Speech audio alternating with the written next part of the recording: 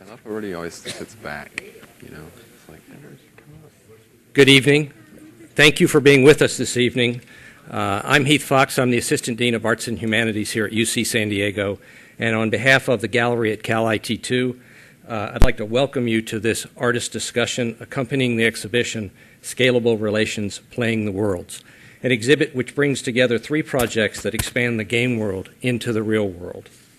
The first of these projects, Playing the Rapture, was co-created by Antoinette Lafarge and Robert Allen, and is a video installation based on the original performance work that examines American evangelical belief in the rapture, a moment when every true Christian will suddenly vanish from the earth, leaving the rest of humankind to struggle through a period of extreme tribulation. Playing the Rapture explores the social implications of a belief that we are entering the end times described in the book of Revelations, and revolves around two characters who are playing a computer game set in a post-rapture world, where they engage in an intense struggle over everything from the rules of the game to the problems of belief. Antoinette Lafarge has a particular interest in constructed realities, including mixed reality performance, computer role-playing games, textual improvisation, and fictive art. An artist, curator, and writer, she is the founder and artistic director of the Plain Text Players, a pioneering online performance troupe that has appeared at numerous venues, including the 1997 Venice Biennale and Documenta 10. She is an associate professor of digital media at UC Irvine. Robert Allen is a theater director and movement specialist with numerous productions to his credit. He has an MFA in theater from Columbia, an MFA in modern dance from UCLA, and a BFA in visual art from the San Francisco Art Institute. A second project, WTF, is a World of Warcraft-inspired game created by Robert Nideffer and Alex Zueto. An odd assortment of historical and contemporary figures such as Sigmund Freud, Karl Marx, feminist theologian Mary Daly, Albert Einstein, and others have been trapped in a recreation of the World of Warcraft. The game is structured to be episodic, and the player's task is to help the characters make sense of the game world. Using the symbol of the exclamation mark and a highly flexible scripting environment, players create custom terrains, characters, equipment, effects, events, and quests, and other advanced features related to the genre of action-adventure role-playing game design.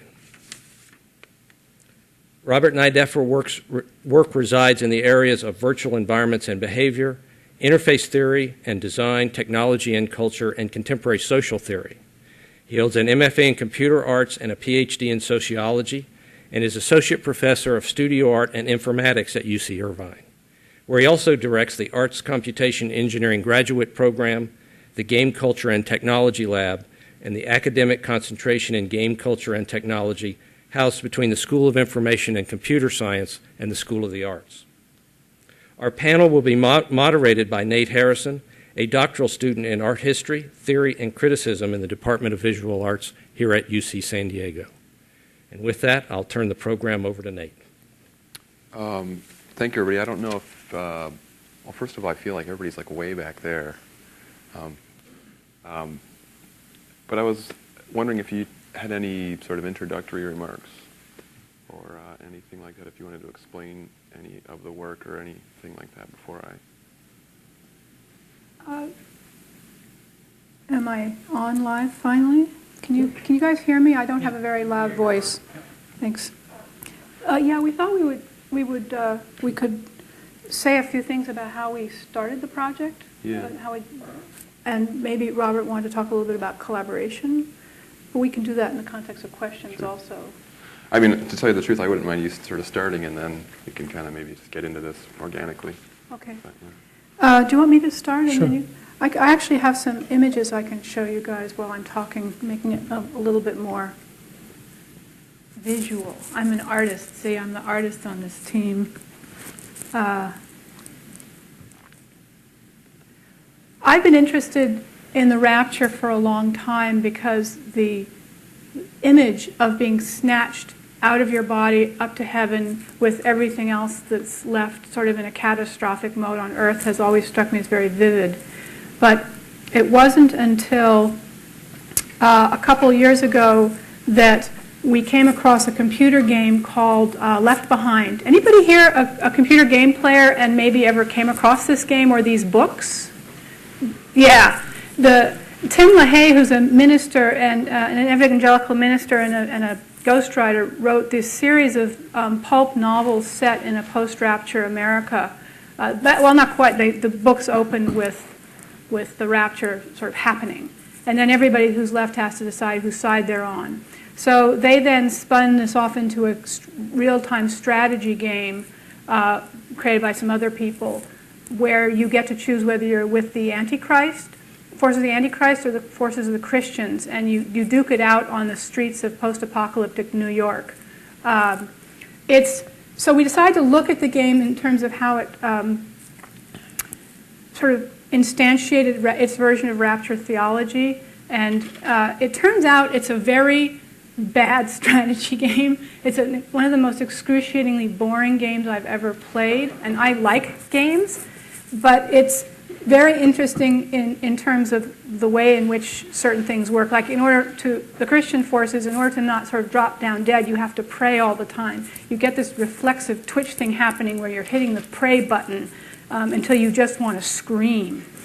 But so Robert and I have done a number of pieces where we create live theater using various kinds of found materials and often with some kind of a live or improvisational element. In this case, we decided to build a piece around this game and sort of look more closely at rapture theology, which is largely an American development, not an invention. It comes over from England, but it developed its particular form here in America, and it's never caught on in other countries to the same extent it has here. So I was kind of interested in trying to understand what it is about the particularly American inflections of the rapture theology that was so appealing here. So that's how we came to do a project about the rapture and about games and using based on a game. And one of the things that kept coming up as we worked on it was that there is, as the curator of this show points out in the catalog, there is a strong connection between games and religion anyway, in the sense that without trivializing it, religion is a sort of a master game. There are very specific rules for the major religions, and I'm thinking mostly of Christianity here because, of course, that's what we're thinking about in terms of this game. And one of the peculiar things about thinking about Christianity as a game is that, first of all, you often start playing the game before you even know you're playing it, and you may never realize that you can opt out of it. And secondly, the game ends, or the rewards of the game come after you're dead for the most part. Not entirely, but it's based largely on an afterlife promise, which makes it different from a lot of other games. Also, it's a one-time game, right? It's contemporaneous with your life, in effect. So when you die, you're done. But that the possibility of not only treating religion as a game in a strategy game, but thinking about how it works as a game, the problem of belief works as a game, was the other thing we were trying to do with this. I'm sorry, I'm a little nervous here. I often am when I first start talking, and so I've spent time opening these images in the wrong software. Really wanted to do it this way so it would make them easier to look at. What we did in the game, and you can see this in the installation version, which is taken from video that we shot during our performances last year, is we took a lot of machinima. I made a lot of machinima video from the game. We actually played the game during our rehearsal process, which was also part of our development process. And as we began to understand the nature of the game, we started developing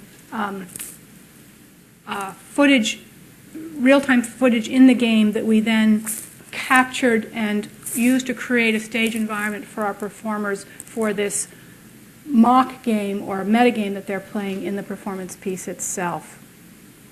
And there you can see the players inside the projections in the piece. So I don't want to take up too much time, but that just serves to introduce the whole project a little bit.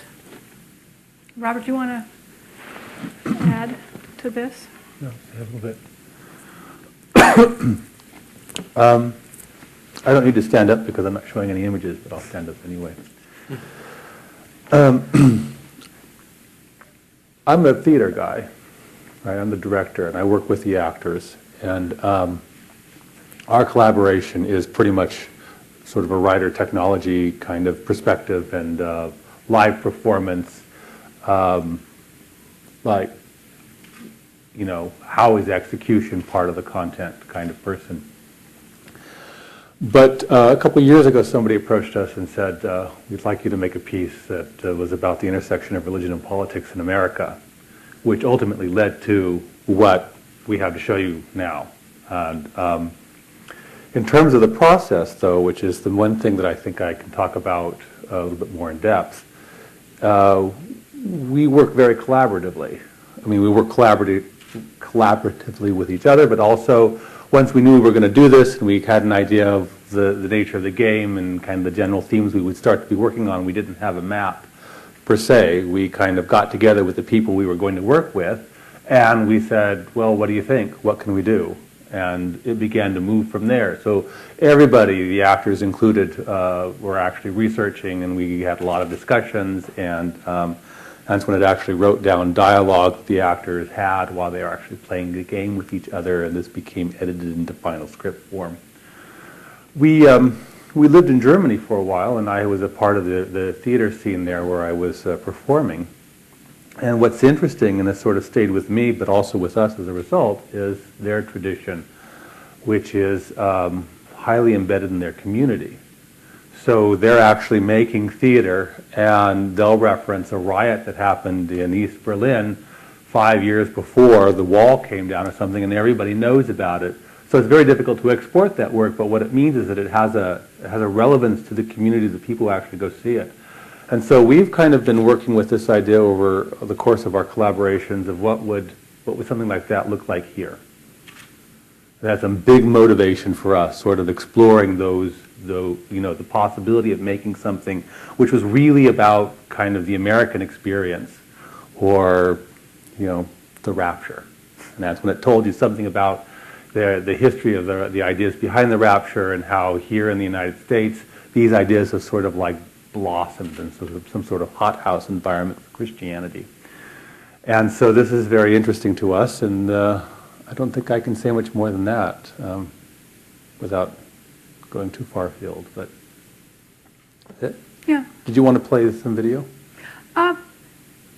I think that, why don't we just sort of continue with the discussion, and Okay. we can play video later, because people can see the installation. All right. Should I do questions to you guys before you jump in? Sure, if you have things now. I'm never at a loss with questions. But I guess I have two sort of categories of questions, and that is, one is sort of director-related questions, and the other is sort of artistic, maybe related questions. Maybe I'll start out with the director-related questions, and that is, I'm wondering, sort of in light of what you just said about sort of your experience in Germany, and sort of seeing theater as this sort of community practice, or this community thing. I'm wondering if you could talk a little bit about the translation of the work as it was originally conceived into what we currently are seeing as the installation, in terms of a UCSD community, or some, maybe the question is, how do we define that community, if it's possible to? Well, I do feel that in this context, in the gallery here, we've definitely crossed the line, and we're much more in Antoinette's world than we are in my world, ordinarily. I usually work with theaters, and I create rehearsal schedules, and I, sort of deal with the traditional machinery behind actually staging something. but when you ask the question, I'm thinking about the different things that we've done. The Roman Forum, Demotic, and this piece of the most recent. And they all take a slightly different sort of tack.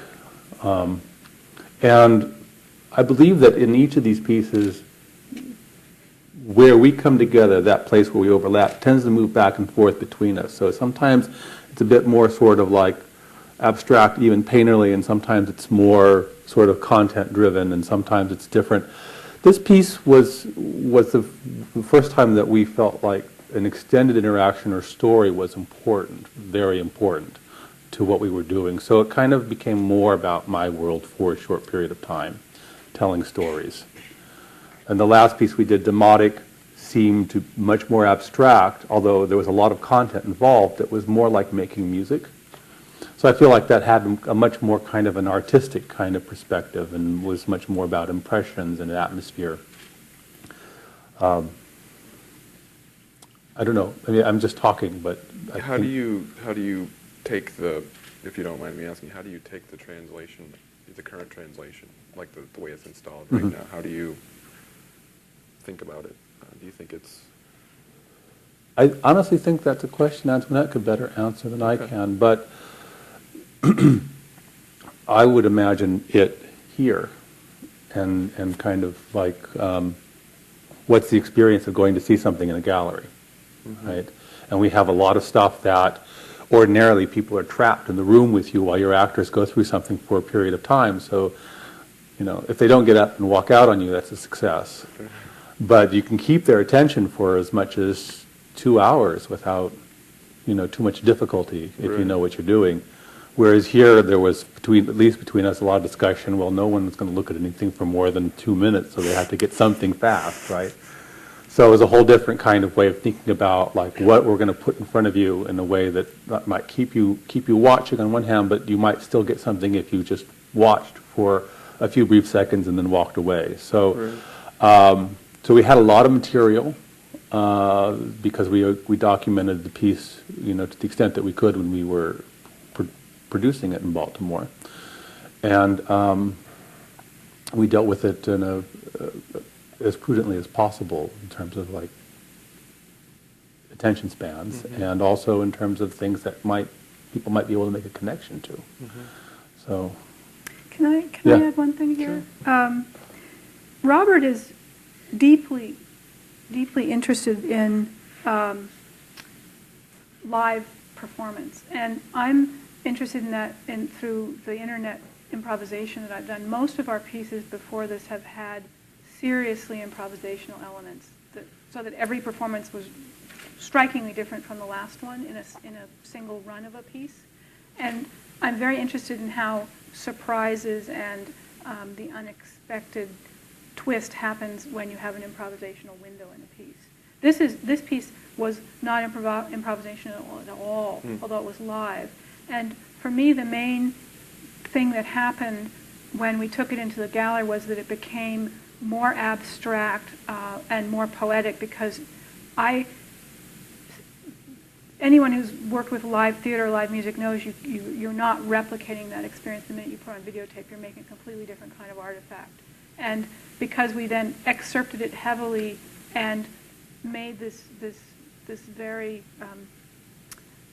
sort of a simplified design, it seems to me that what you've got is like a poem translated from one language to another, or a play translated into a poem. It's a genuine translation, and it's very much a stripping down.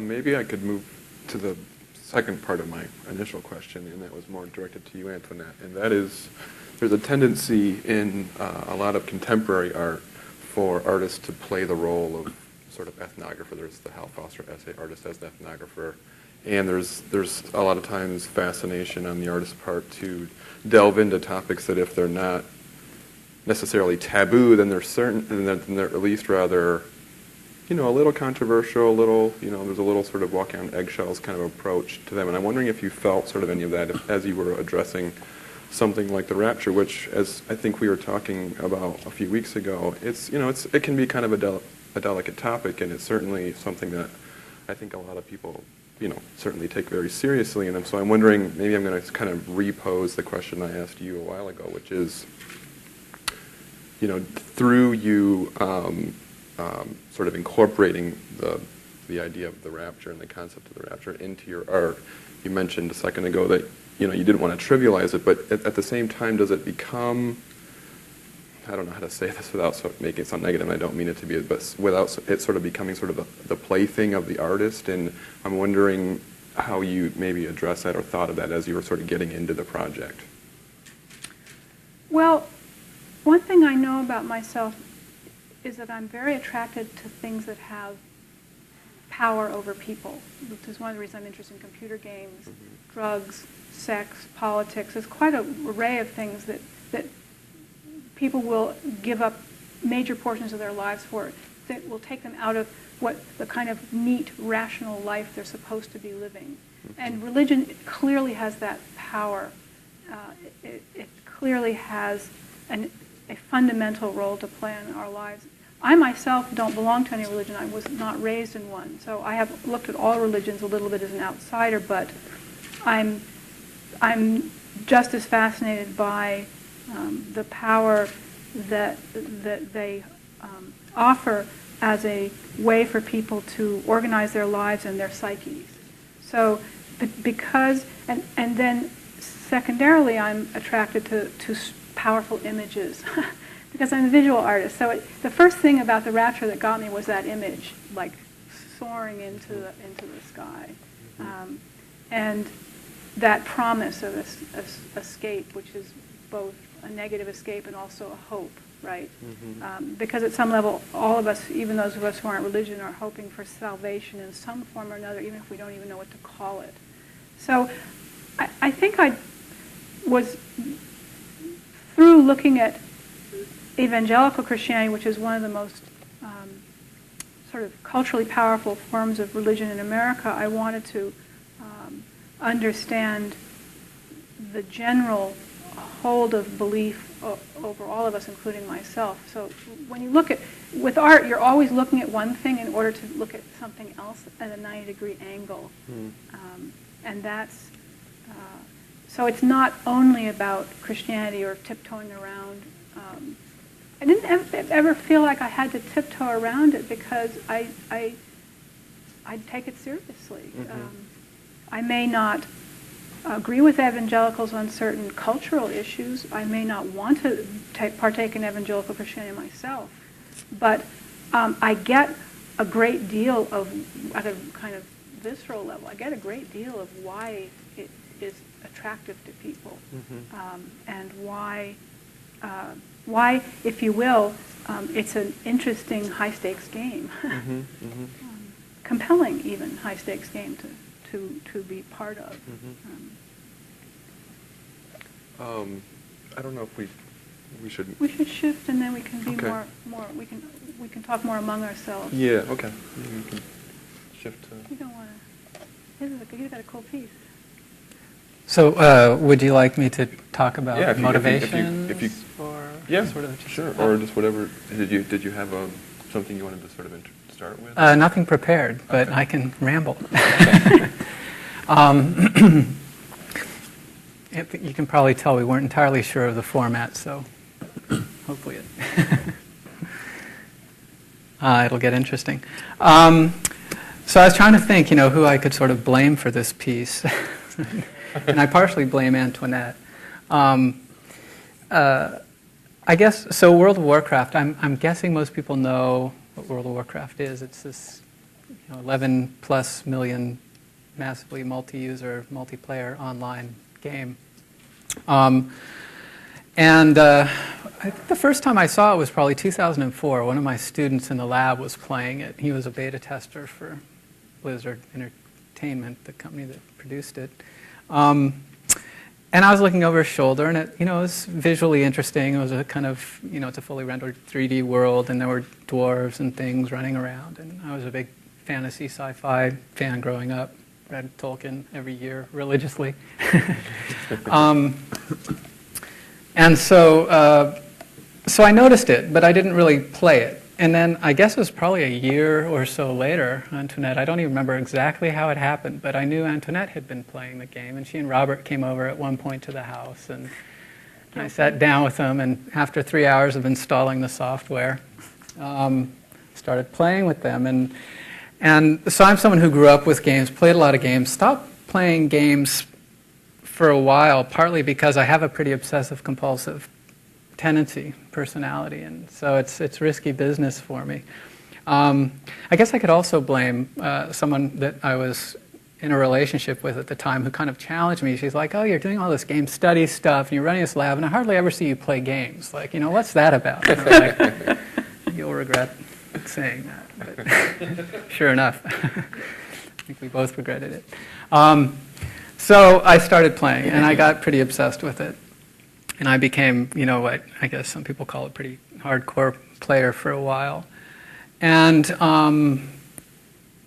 I think I honestly was addicted to the game. I stopped bathing regularly. I lost mobility in my left shoulder. I really became quite a mess. I was making excuses at work. I was making excuses in relationships. It was really classic kind of addictive behavior. And it lasted for a long time.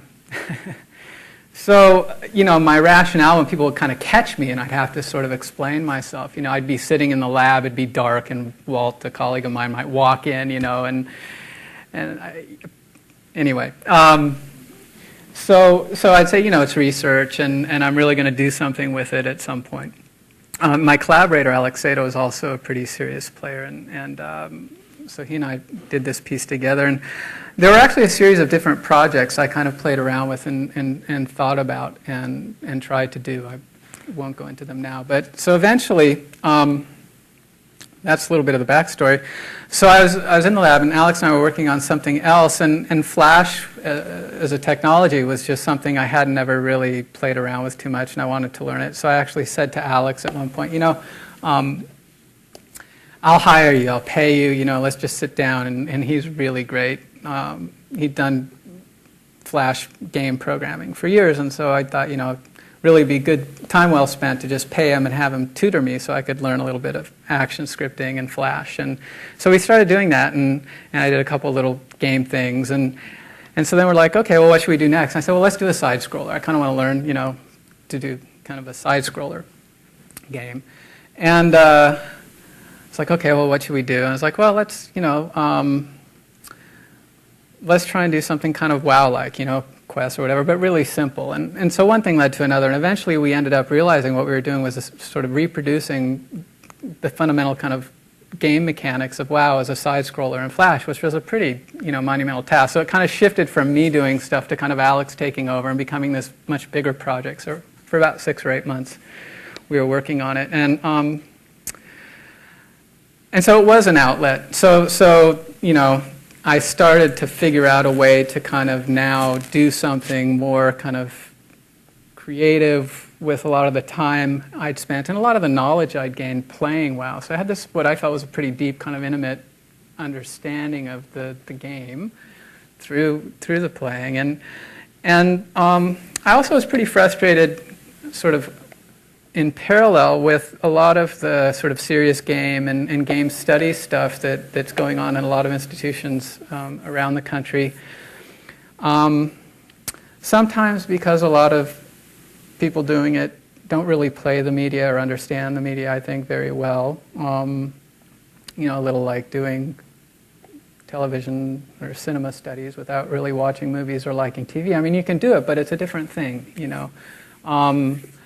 or getting like large amounts of money from various granting agencies to do game projects, again,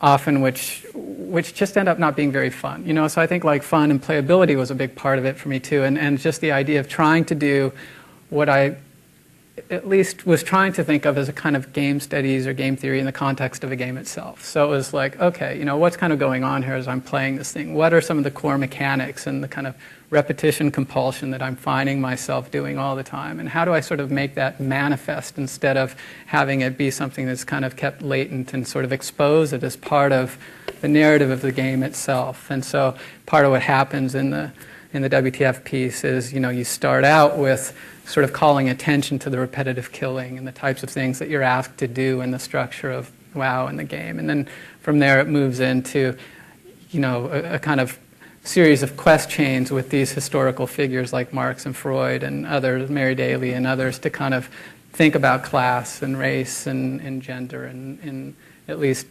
some way in the context of the game. And it sort of builds from there. So it sounds like your addiction did actually become the research in a sense. Well, it had to, or I couldn't live with myself. Right. After all of the damage it had caused. I'm wondering if you could maybe expand on that a little more. I'm really interested in that sort of that binary between the consumer and the producer. I think it's actually, I'm glad you brought that up because it's actually kind of a conundrum too that I think about quite a bit in the visual arts. Is this this idea of how can you do a good sort of art history or art theory if you don't practice art? And I'm just wondering if you could maybe talk about sort of how you approach things when you're in these sort of two different roles, or maybe they're not so different, or. I mean, it's a good, complicated question. I mean, do you, for example, to what degree do you sort of play games now versus design games, or think about their design versus, Interestingly enough, in an undergraduate class that I was teaching yesterday, we were watching a video stream of Ito Stern, who's another kind of interesting game art person who's up at UCLA now on the faculty. And he's done a lot of good work, and I show it in classes, and we talk about it. And so I was watching this stream, and I hadn't heard him make this point, but he was really trying to address that sort of right on the head. So, he's now moving into a direction, as I understood it, where he's not as interested in sort of game art, right? Like artists like myself, other people, Antoinette, and the type of Robert, the type of work that we're doing here. Not that it's he's devaluing. He's just saying like that's a kind of fundamentally different relationship than sort of really making games that have maybe a kind of art component, but that are not really about the kind of metacritique or commentary or doing something different in relation to the media, but are really about making the media. Mm-hmm. And that he can count on one hand, I think he's probably right, the number of people that are really trying to engage it at that level. So I think it's really at the beginning for a lot of people of trying to think through like, okay, I mean, there's a difference between really understanding what's involved and so, but part of it has to do with commerce, I think, and this mental model people have of like, okay, to really make a game, what does that mean? What are you saying when you say like a real game, right? I mean, and we can, that's where it starts to get complicated for me, and I haven't really figured it all out yet. I mean, it's sort of messy. It's not just about the kind of scale or economy of it, or the fact that it's done outside of an academic context and industry necessarily, I don't think, but that's part of it, so, and I think there is something to that distinction, but. So, are there any instances of sort of people pushing this kind of game art that aren't from the academy? Can you say more? Like, how do you mean? For example, like you just said, there's the difference between sort of pushing this sort of new or hybrid form with actually making, a quote-unquote real game. Oh. And I'm wondering if there are, just because I'm not familiar enough, I actually kind of know Ito, not very well, but he comes from the academy, you come from the academy, we all come from the academy, and I'm wondering if there are people who are actively sort of pushing these kind of boundaries of maybe self-conscious, self-critical gaming that aren't in the academy. Most of them, I mean, I'm sure there are, and,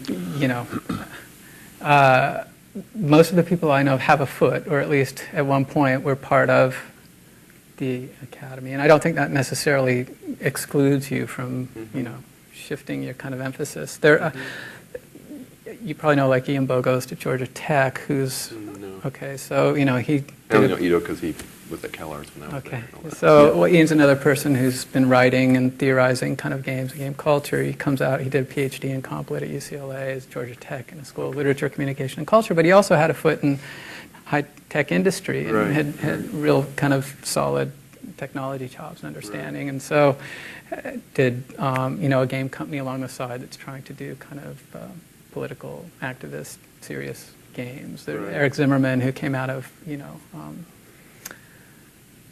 actually don't know for sure Eric's background, but I know he came out of some formal educational background, but then started a game company in New York and has been doing a lot of stuff, commercial stuff as well. So, Right, right. I mean, there's a number of people doing it. That's kind of the role, I think, of game studies in some small form or fashion as it starts to emerge in campuses across the country and places start to try and take games seriously. Like to think that people that do end up migrating into industry or having those kinds of jobs and positions will influence the type of media that gets made in the context of a more kind of formal industry. Can I add something about absolutely. games? 'Cause I think that was a really interesting question. A game fundamentally comes down to a set of rules and an outcome, and you could even argue that the outcome is just a specific rule about how the game ends, which means that to make a distinction between real games and other games becomes a little fuzzy. And if you have a piece that has a rule set embedded in it, which then it's going to sit somewhere in an uneasy relationship to the real game, the pure game. And theater provides some interesting examples of that. I was sitting here thinking about Waiting for Godot, which probably most people in this room have seen or read. There's a lot of overt game structure built right into that, so that it is essentially a game and a play at the same time, which is part of its structural, a small part of its power. But the building of games into media has also has happened in literature, especially during the 20th century, something that writers have played with a good deal, so that the blurring of boundaries as to what is a game and what isn't, and what is a critique of a game and what is a game. Those are all somewhat fuzzy categories.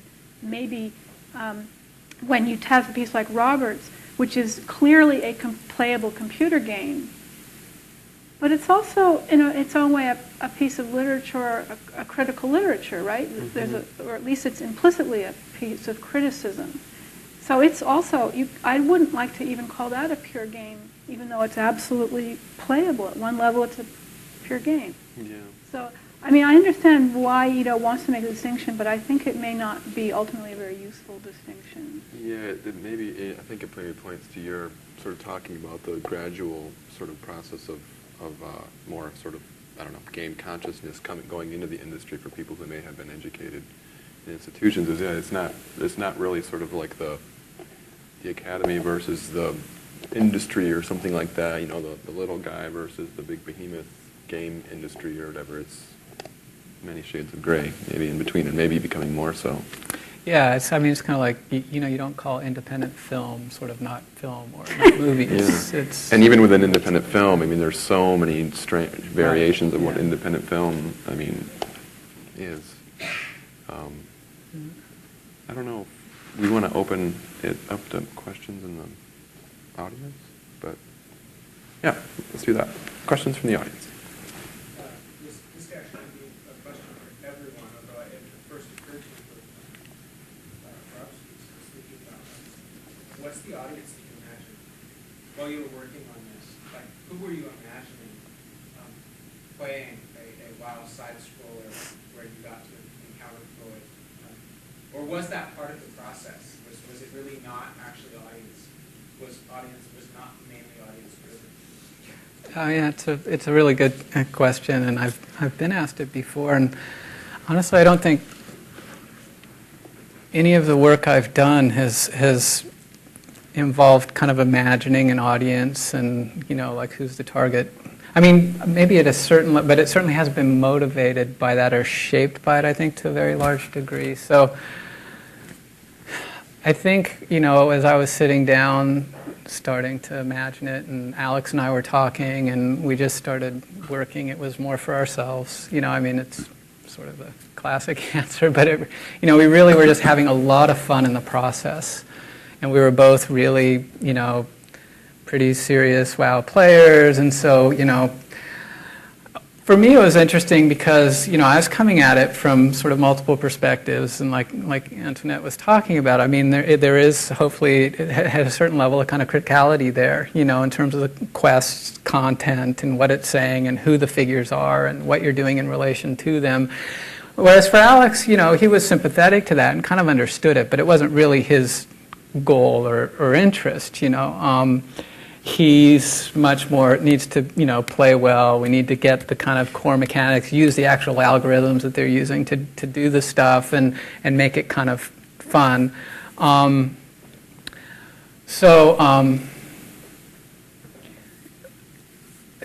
kind of what was motivating us more than like who would, I had a vague sense with a lot of the stuff, like I'll throw it up on the web and it'll circulate in kind of, Flash gaming communities or whatever, and who knows who else may be interested to kind of link to it. And that's eventually what we did, and we were really surprised actually at how sort of, for a short burst, popular it was. I mean, our service provider throttled us. We had, it got a lot of surprisingly attention.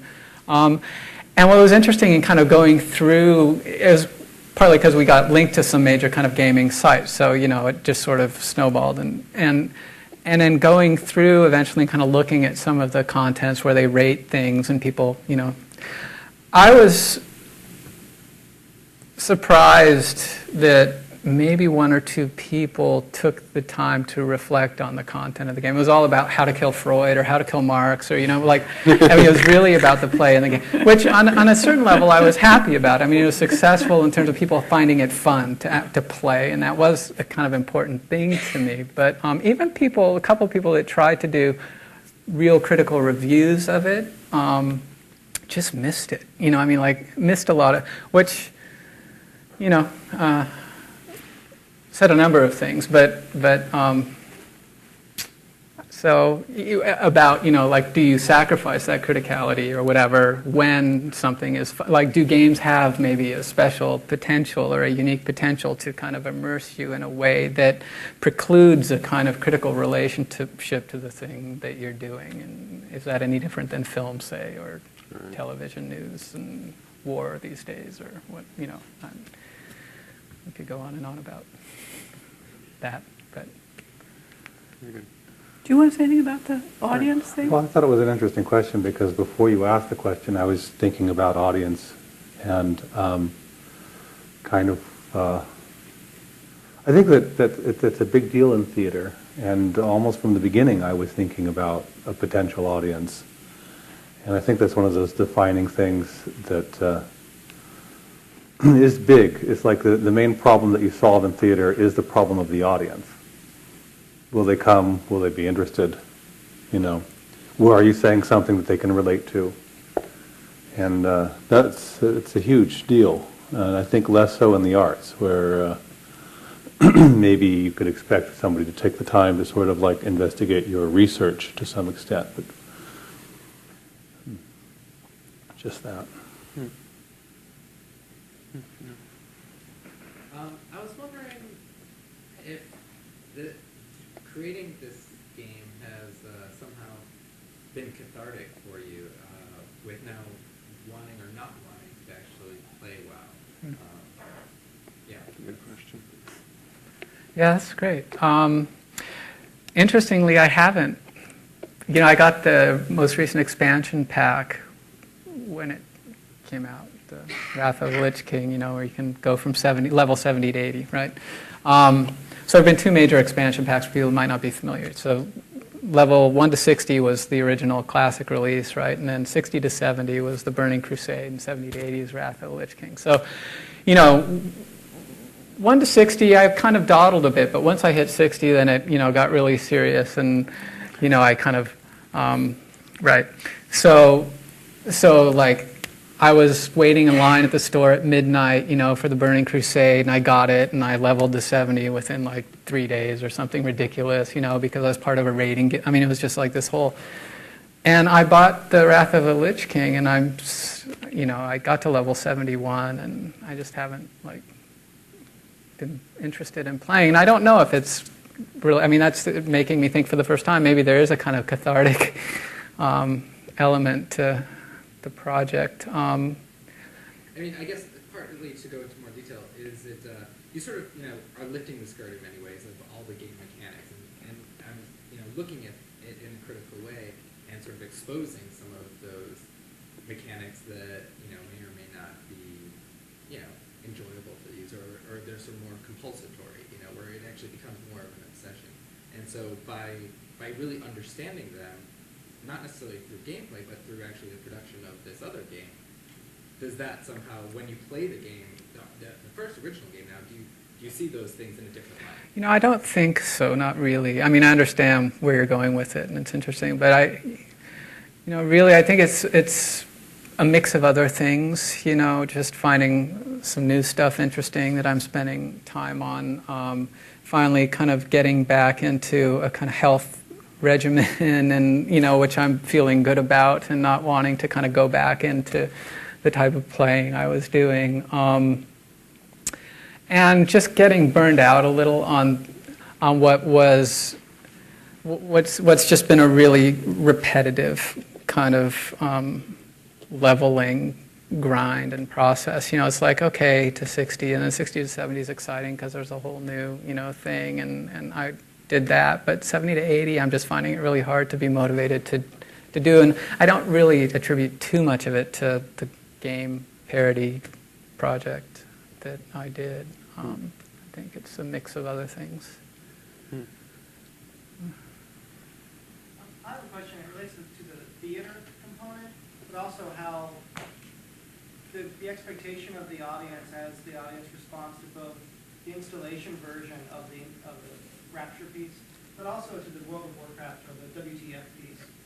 Because as the theater director, Robert? Another Robert. Suggests that when an audience comes to a theater, they're confined for 2 hours. They're sort of participating in a kind of a contract that they understand they're going to be captive for 2 hours, and there's an expectation of their attention to the material. And as you suggested in an installation, you may only have it for 2 minutes. Do you feel like either for the game, the amount of hours of gameplay in your experience, or for your installation after that, do you feel like there's an expectation between that you might have for your audience in the gallery, versus how it might exist in the theater or in gameplay on the internet? There's some sort of compromise that you're having to do, or some demand that you have to make of an audience to really understand what you're trying to do if they're only going to spend 3 minutes with your game and 2 minutes with your installation. I'm wondering how you thought about that, because you're not working in the world of theater or infinite gameplay online. Yeah, you've really hit the nail on the head there. We really struggled with how to make a viable video installation out of this project, which we make a very demanding, intense kind of theater with an incredible torrent of words, I have to say. And it's hard to follow even when you're there and you have an hour to pay attention. So it was clear that when we cut it down to something that was viable for the shorter attention span of the gallery, it was going to become abstracted and poeticized to a degree. It was going to be like snippets, almost like a free association version of the Rapture. And that was okay to a degree, but I did spend more time than I like thinking about what you really would call the mechanics, almost like you think about footnotes in the book, like putting little intertitles in to kind of orient people a little bit, that we've shifted from one tiny vignette to another, trying to have a decent wall label. I'm very glad that the catalog exists, because I think there's stuff in there that helps explain what we were trying to do. I think if people take time with a video installation, which I do sometimes when I go to museums and galleries, they can be very rewarding, but they're a pretty demanding and intense form, and I'm not terribly experienced with video installations as a form. It's something I'm coming to in part to actually create an afterlife for these projects that just vanish after one run somewhere. And I haven't yet figured out how to do it in a way that's not demanding. And I know that when I see video installations that I like, they're often quite demanding. They're very intense also, but they ask a lot of you. They ask a lot more than a painting does. I often go away even from a video that I really like and look at paintings with a sense of relief. And I don't know what to do about that. Well, I just say this about the theater end of it, but also it kind of relates to this experience of putting something in a gallery. American audiences are not German audiences. And the Germans, and I still marvel at this, there are many, many, many people there who take their art seriously and take their theater seriously, and they'll stay in a theater for 5 hours to see something, and then they'll talk about it. But I feel like that as soon as we put something in the gallery, all of a sudden the people who come to see it are much more German all of a sudden. Like, they will only go to see art because they want to understand it. And that's interesting to me because in the theater situation, we're dealing with people who go to see theater.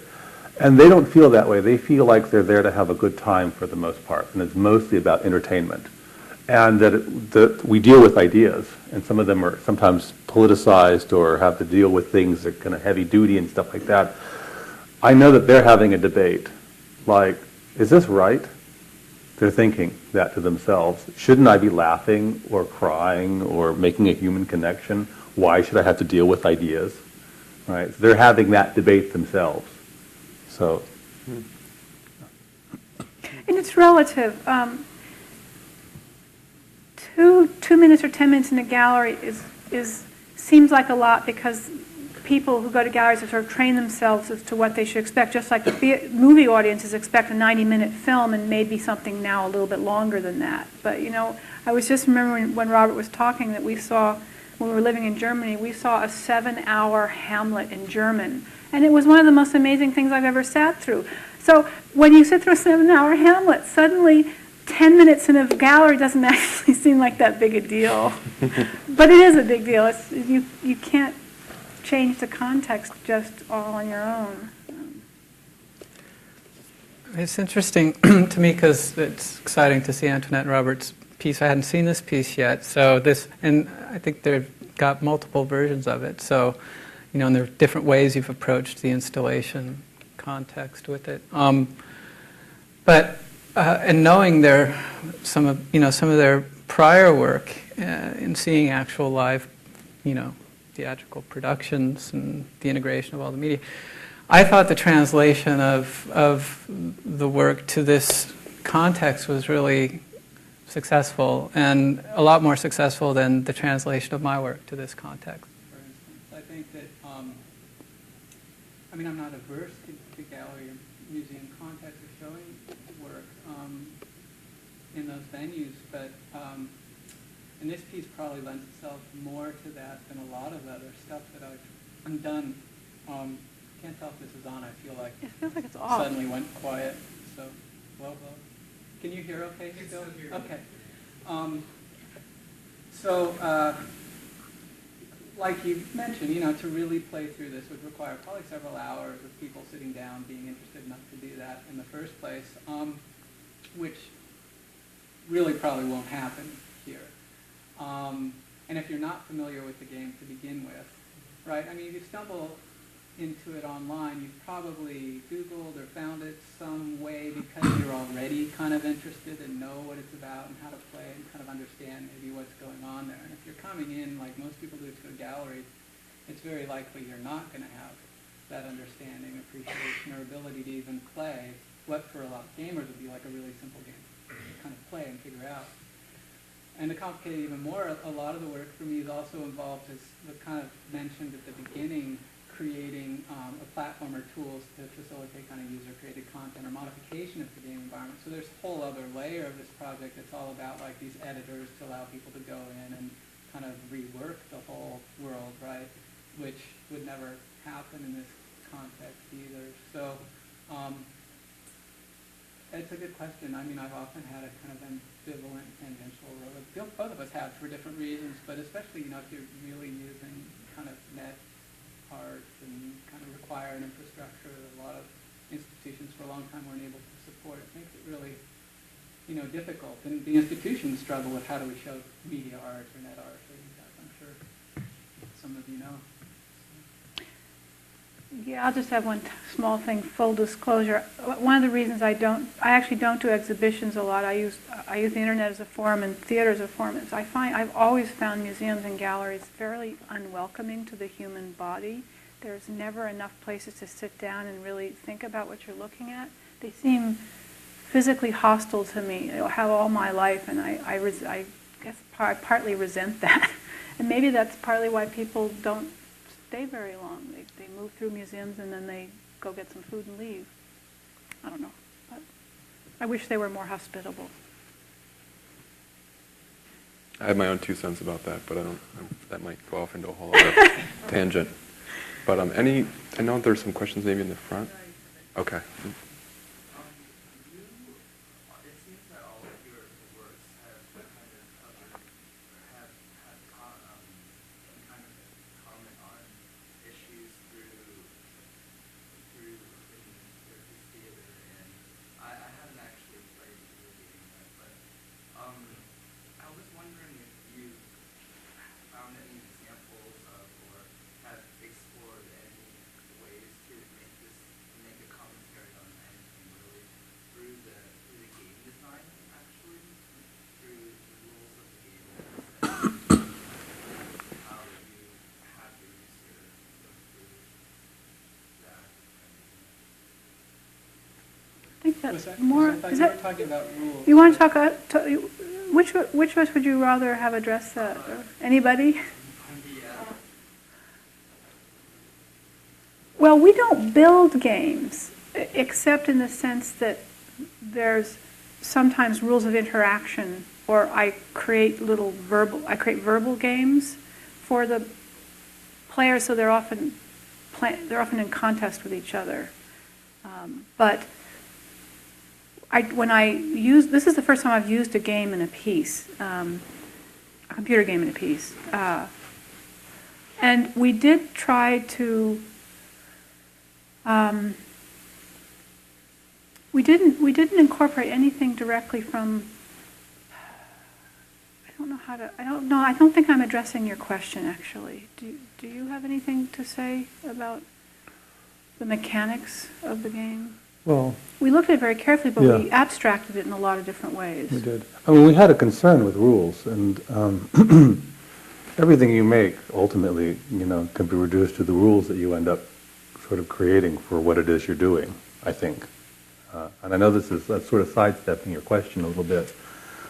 Maybe Bob will have something more appropriate to say. But at least in the piece that we made, what the rules were very important to the protagonist in the theater piece. And when you put something in front of an audience, I know that I'm always looking to sort of take the rules that people expect and to mess with them a little bit. It is a relationship when you have an audience and they go to see something in theater. So when it's clear that you've somehow broken the rules or you're changing them, then this becomes something of a challenge for the people who you're presenting to. But in terms of like actually creating a game and structuring it so that the rules actually are saying something. That would be more Yeah. what you've done. Yeah, I mean, I'm not sure actually I understood. Could you say maybe a little bit more? Well, there's a couple of games that kind of, I don't know if you're familiar with DARnet. No. It's basically this game where you act as the force of attraction between this blue dot and a pink dot that are obviously connected. And I'm wondering if you kind of, he's making a commentary on relationships through the gameplay, and I'm wondering if you've explored kind of, have you explored that in any way, or if you found any experiences with that? Well, yeah, I mean, I'm sure we can maybe talk I mean, did you? more, but Did you say that you had not yet played the game? Is that true? I think you might find that I think you're Yeah. addressing some of those I mean, things that's through. sort There is of actually. the point of Yeah. a number of the things I'm trying to do there. So if I'm understanding, hopefully it does address what you're asking. And there's other people that are doing really, I think, probably most of the kind of artists that are influenced or using kind of game metaphors, game design principles, game technologies as part of their creative work are doing that at some level. Yeah. And I'd be happy to, send you references or give you links to things that I have. So I'd just like to thank all of you for coming on your Friday evening. Yeah. And Thank you. thank the artists for participating in this discussion. And we're going to have refreshments outside, so you're all welcome. Thank you. Thank you.